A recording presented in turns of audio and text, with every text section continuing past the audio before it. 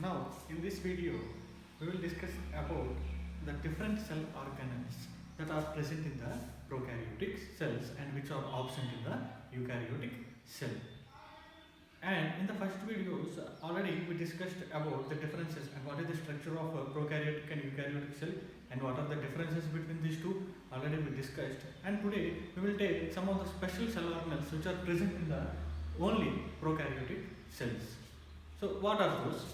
And we will see. And what is the structure and in which organisms they are having. So all those details we will see in detail.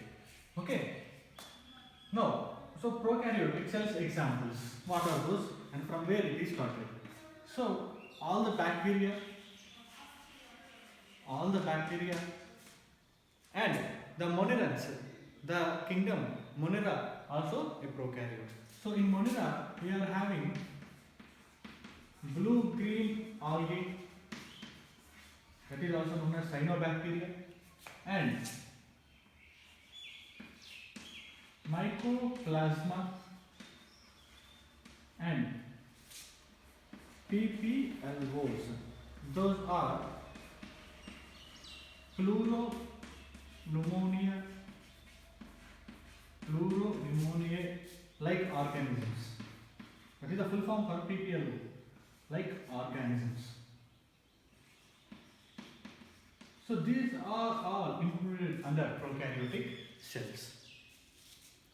So first of all, we will classify the prokaryotes depend upon their shape.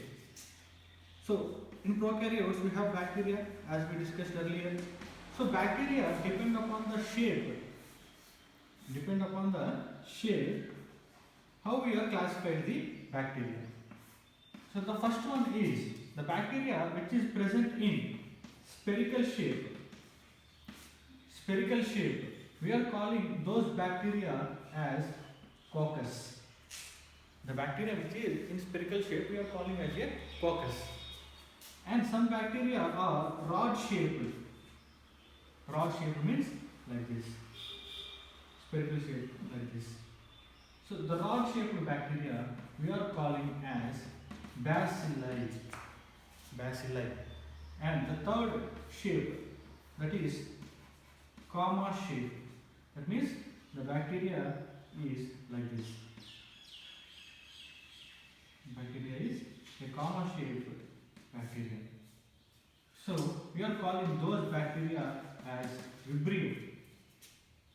And the bacteria which is a spiral in shape, we are calling that as spirillum.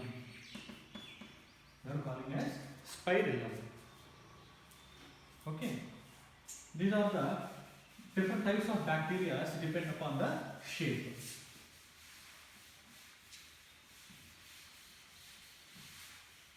Now we are discussing now the shape of the structure of bacterial cell.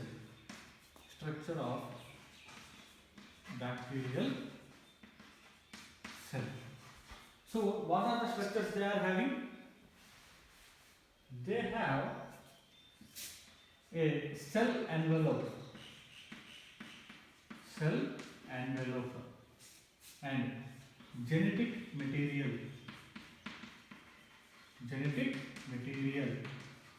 and the specialized structures, those are mesosomes and those are having flagella, pili and fimbriae. First of all, we will see these small cell organelles. The flagella, as we know that they are helpful for locomotion.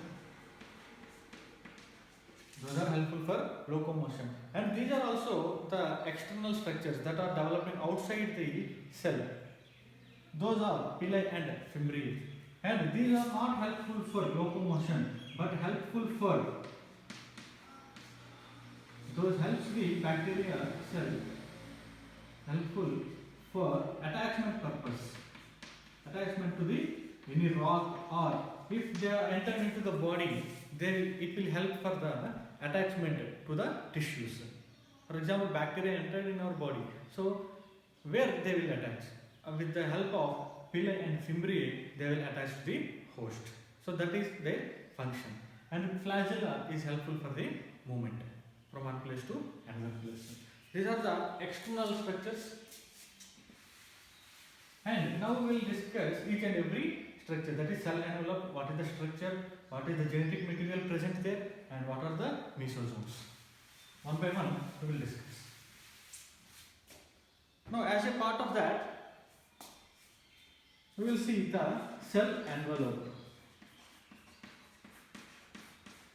Cell envelope is a three-layered structure. Three-layered structure. That means they are having first of all the external glycocalyx, and as usual cell wall and cell membrane or plasma membrane. Cell membrane or plasma membrane. So these are the layers they are having in the cell envelope. So for example, one will ask the sequence of layers, arrange the sequence of layers from outer to inner. That is outer glycocalyx we have, cell wall and plasma membrane.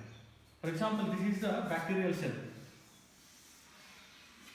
The outer layer is glycocalyx and this is the cell wall and this is the plasma membrane. Okay, and outside that we have having flagella and pili or fimbriae. This is the external structure. Okay, now what is a glycocalyx? Glycocalyx is nothing but a slimy, that is a gel-like layer, slimy capsule that helpful for the protection of a bacteria. It's a gel-like material outer side present on the bacteria. So what is the function? This capsule helps in the protection of bacterial cell. Protection of bacterial cell. So how it will protect? For example, if the bacteria enter in our body, our immune cells, what it will do? It will do phagocytization or phagocytosis.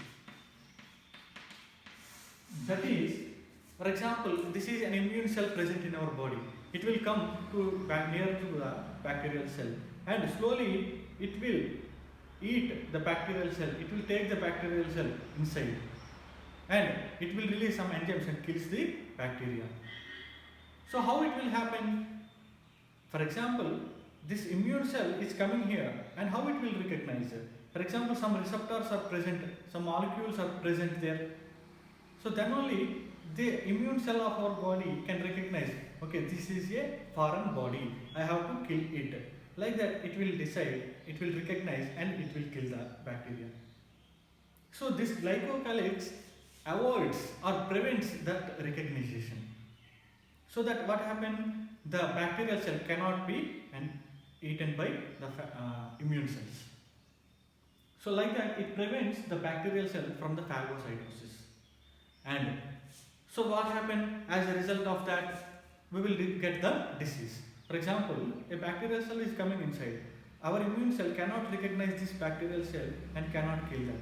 So as a result, the disease will increase, the severity will increase and the symptoms will be appeared. And if the symptoms will be appeared, what will happen? We will take an antibiotic. That is a medicine. We will take. So what happened now? The artificially that antibiotic enter into the body and that will start searching the bacterial cells. So again, it prevents the bacterial cell to killing by the antibiotic. That means it will escape the bacterial cell from the antibiotic. So how it is? By providing antibiotic resistance. That means even if if the antibiotic will come to the bacterial cell, it cannot kill the bacteria. That is antibiotic resistance, because already it is getting the resistance from that antibiotic by changing its structure. So like that, this glycocalyx helpful for the bacteria by preventing it from phagocytosis and helpful by making it as an antibiotic resistance. So this is the function of the glycocalyx. And we are having the cell wall. What is the function of the cell wall? It will give the shape and strength to the bacterial cell. And again, plasma membrane. Here the plasma membrane, here also it is semi-permeable. So it will allow certain materials for the transport towards or away from the cell. That means it will allow the materials inside the cell, and it will allow the materials for transport outside the cell. So that is the function of plasma membrane. And here cell wall provides shape and mechanical strength. So these are the functions of the different layers present in the cell envelope. Now we will see the genetic material. Now we will see the genetic material. That means what is the genetic material present in the bacterial cell or prokaryotic cell. Here the genetic material, it is having two. That means original or normal DNA. So as we discussed the difference between prokaryotic and eukaryotic cell. So what is the main difference between prokaryotic and eukaryotic? For example, this is a prokaryotic cell. Here the genetic material, the DNA is present. And here this is a eukaryotic cell. It is also having genetic material. So here what is the main difference? The prokaryotic cell does not have the nuclear membrane, but the eukaryotic cell have nuclear membrane. So here the same thing applies. Here it is having the DNA, that is a genetic material, and along with that, here again one more DNA is present. That is, that DNA is known as plasmid. That it is a circular DNA. So two sets of genetic material is there. It is the main genetic material, and it is having some genes. So what is the genes? Mainly those are antibiotic resistance.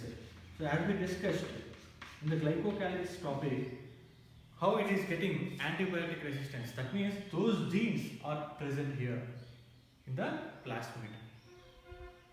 Okay, so this is the function of a plasmid. So this is the original, and this is a small copy of a DNA. That is circular DNA. It is having the genes of the antibiotic resistance. So this is about the genetic material present in the prokaryotic cells.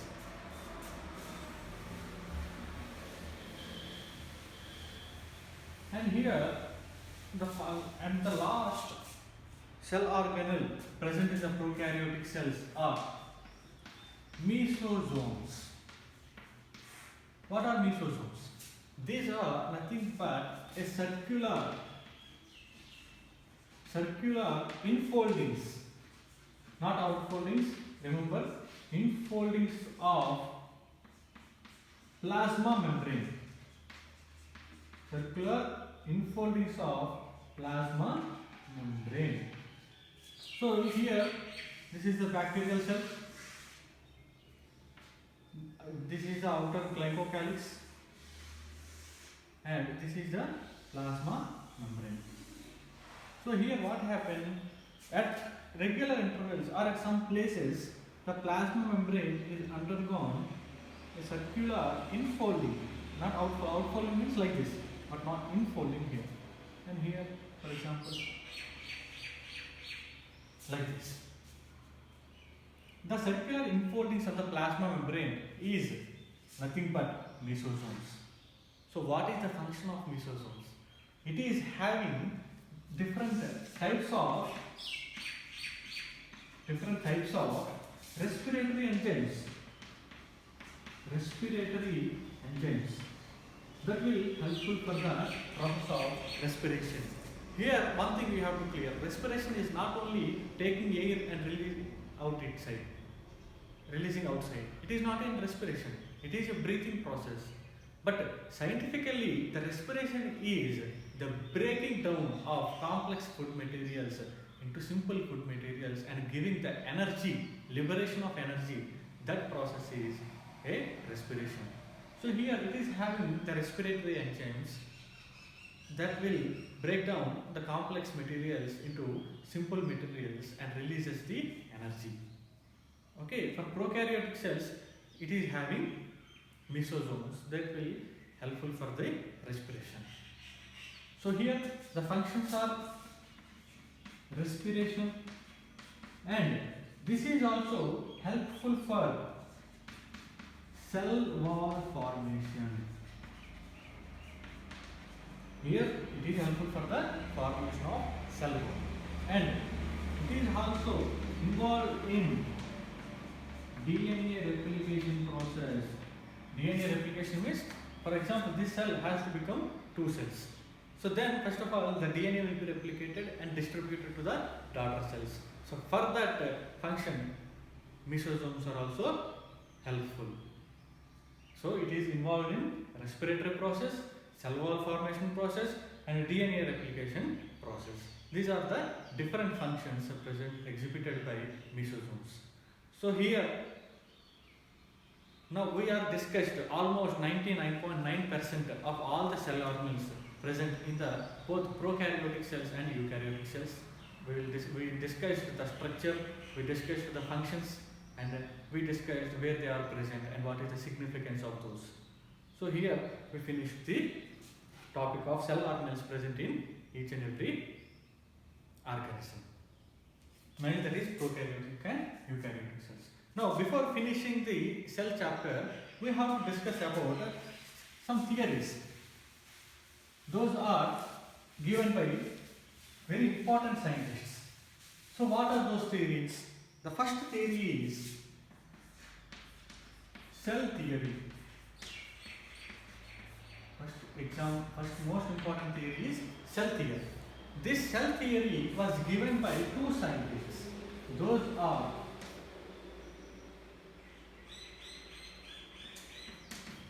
Schleiden and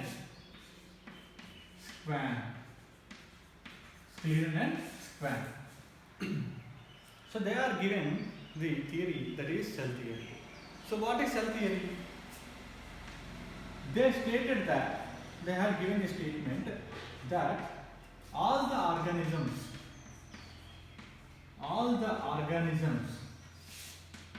are made up of cells and their products.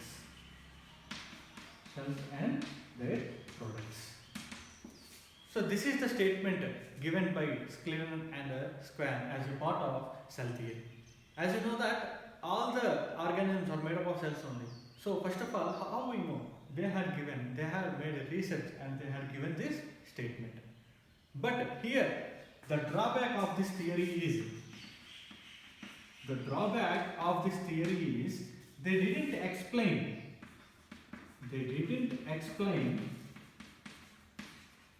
how the cells are formed.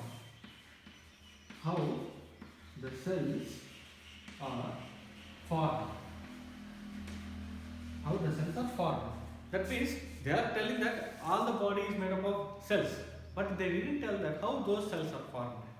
Okay, so by taking this drawback, another scientist given a new theory, extension of this theory only. That theory is extension of cell theory. That is cell lineage. That is cell lineage theory. It was given by Rudolf Virchow. The cell lineage theory was given by Rudolf Virchow. What he is telling that he made some extension to the cell theory. That means he accepted that all the body is made up of cells. So cell theory he accepted. But again he added some how the new cells are formed by giving a statement that is known as omnis cellula e cellula. This is a Greek term. What is the meaning of this term omnis cellula e cellula?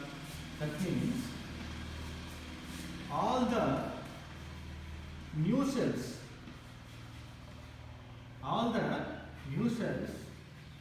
are formed from pre-existing cells. That means the new cells are not coming from some universe. They are coming from the pre-existing cells. For example, this is one cell and new cells are formed from this. So how these two are formed?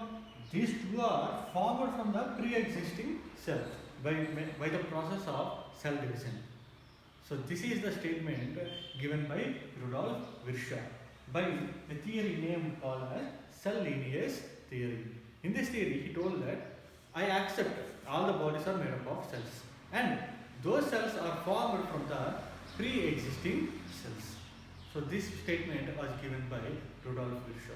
And he also stated that all the genetic information, that means all the genetic information is stored in the form of genes. All the genetic information was stored in the form of genes. So genetic information is stored in genes, and these genes are present in the DNA, and DNA is composed or present in the form of compressed in the form of chromosomes. Chromosomes are present in the nucleus. So this is the sequence. The genetic information is stored in the form of genes. For example, the character, a color, that is white color or black color, that character is stored in the form of genes. These genes are present in the DNA.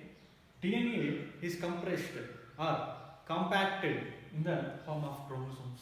So that chromosome is present in the nucleus. So he had given this statement also. This is about the cell theory. So by this video, we finished the cell topic.